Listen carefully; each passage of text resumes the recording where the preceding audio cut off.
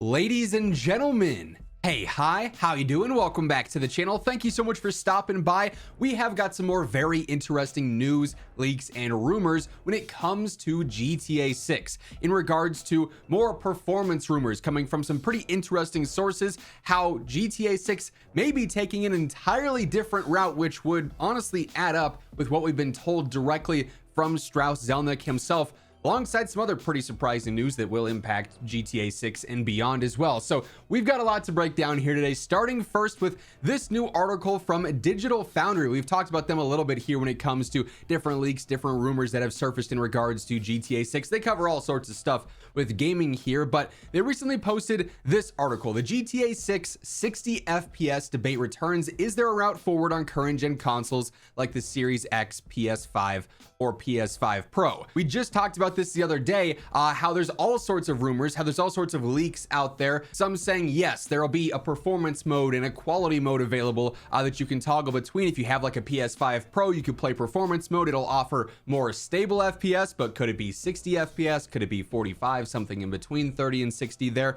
Or are we just all going to be hard stuck on 30 FPS because this game is going to be so crazy? Well, here is what Digital Foundry has to say. We've obviously seen the different trailers. We've seen how crazy the game looks aesthetically, graphically, everything like that. They go on to say, unfortunately, the level of detail evident in the trailers, the pre-order screenshots, and other more recent footage seems extremely challenging to scale down in a way that allows for a 60 FPS mode. That's kind of how everyone on this Digital Foundry team looked at it, essentially. The key is the reality of the game's CPU demands, which we've seen from current gen PC and console games with heavy simulation elements that are likely to be extensive here. In RPG's dense city locations are most likely to experience those frame drops. When you're in a major city and there's all sorts of details going on, there's windows, there's NPCs, there's cars, trees, all sorts of things going on with the building themselves. Can you go in them? Is there art on them? Like, how detailed are they?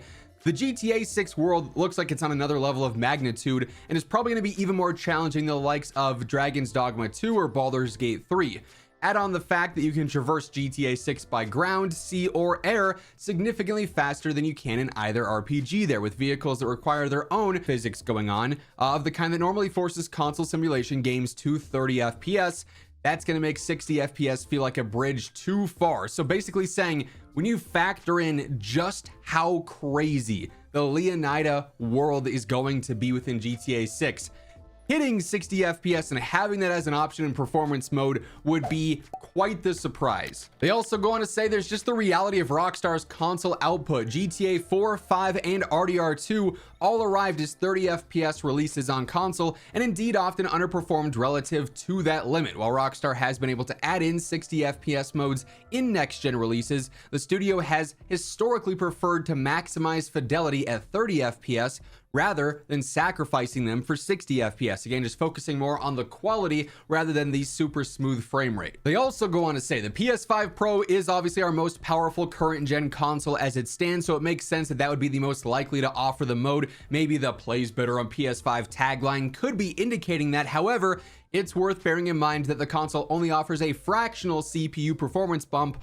over the base PS5, with most of its advantage deriving from the better GPU horsepower, basically. None of those features would really shift the needle in terms of alleviating that CPU burden, so it looks much more than likely that GTA 6 would ship with 30 or 40 FPS modes on PS5 Pro rather than a 60 FPS option. Again, just a rumor for now from Digital Foundry, but there is a lot of technical basis in this that would add up. We also have the historical track record of Rockstar, so while we are still waiting on Rockstar to officially confirm this, set your expectations accordingly. Now, beyond some new details with performance mode in GTA 6, we also have to talk about the general marketing scheme yet again, because a tweet came across my timeline the other day that really got me thinking this actually would make a lot of sense, especially considering what we've previously heard from Strauss Zelnick. When it comes to general GTA 6 marketing, we know summer is going to be the prime time for it. We are in the midst of summer now. Obviously, we've seen the pre-orders go out. We have not seen that next trailer though, with the updated and correct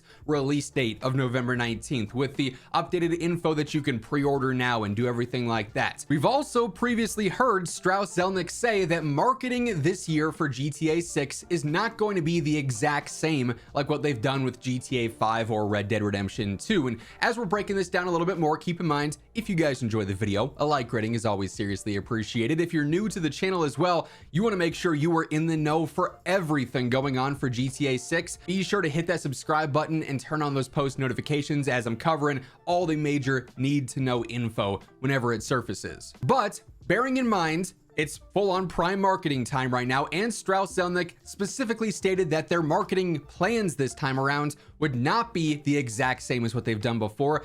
I think this post from TGG actually makes a lot of sense. He posted this the other day saying, let's talk about trailer 3. The longer that we go without it, the more likely I think it's that Rockstar may just choose to move straight into a gameplay trailer.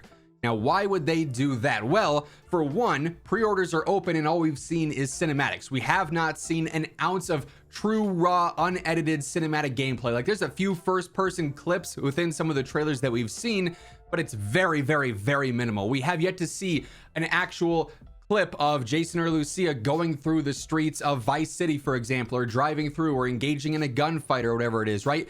Zero actual official gameplay there by any means. That is what's going to swing a lot of people on pre-orders, more so than what we've seen even now, where it's already shattering records at an insane rate. And when you have all the talk, all the speculation and rumors and leaks that we've been talking about here too, about the performance of the game, the fidelity of the game, everything like that, we get a lot of those answers through gameplay trailers, not nearly as much as we do normal cinematic trailers. So the fact that we've had such a huge gap between trailer 2 and now with no new trailer 3 option that would be more standard, more cinematic, focused around Jason and Lucia and the world and the environment and whatnot, rather than gameplay, I think is a valid point. That, especially considering in the past, yes, we've had trailer 1, trailer 2, trailer 3, and then gone into gameplay trailers and then the launch trailer. If Strauss Zelnick is saying their marketing won't be the exact same as before, that could be indicative that maybe Grand Theft Auto 6 is just going to completely change this whole system and go from trailer 1, trailer 2. Okay, what's the biggest thing people want out of this game right now? A look and a glimpse at gameplay. Let's jump right to a gameplay trailer now, and then do another one in maybe late summer, and then the launch trailer, obviously, maybe sometime in late October, early November, to get players hyped last minute for launch there. So an interesting theory for sure from TGG, one that I think does have some credibility behind it. I also feel like we gotta break this down as well. It's been a very big talking point here over the course of the past few days, ever since GTA 6 brought up pre-orders and announced all those details. Obviously mentioning that the physical copies for the game will not include a disc, it'll just be a digital download code. We all obviously were looking at Rockstar going, come on, like, what's going on here? Support the physical media. You know, it's better for consumers to own that disc. You fully own the game. Well, it's not just Rockstar going in on this. It's actually PlayStation as a whole. They announced this morning this major breaking news. PlayStation says physical disc production for all PlayStation games will end January 2028. So we've got the rest of this year, we've got 2027, and then we will not see any new disc production for PlayStation games. They say physical game disc production for all new games releasing on PlayStation consoles will be discontinued starting January 2028. If I had to guess, that's probably indicative of maybe the next PlayStation console release time as well, with the PS6.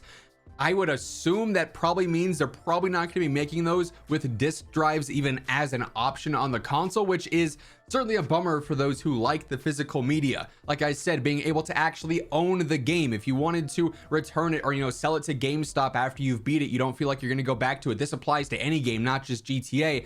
You can't do that with a digital download code that you've redeemed on your account. Like, it causes all sorts of, interesting issues and situations. The used game market at stores like GameStop or these other ones in other regions of the world, how is this going to impact them? Likely in a pretty major way. So like, this is a huge shakeup, and it seems like GTA 6 really is just the tip of the iceberg for this sort of starting to roll out, I would imagine, across a lot of other publishers as well. So certainly something worth paying attention to there. But that said, that is the new news, details, rumors, leaks, however you want to refer to them as, for GTA 6 and for gaming as a whole right now with the PlayStation side of stuff. That is going to wrap things up. If you guys enjoyed the video, be sure to drop a like, and if you're new here, hit that subscribe button on your way out to stay up to date with all things going on in GTA. But once again, thank you so much for tuning in, and until next time, take it easy, have an awesome rest of your day, and I'll catch you later.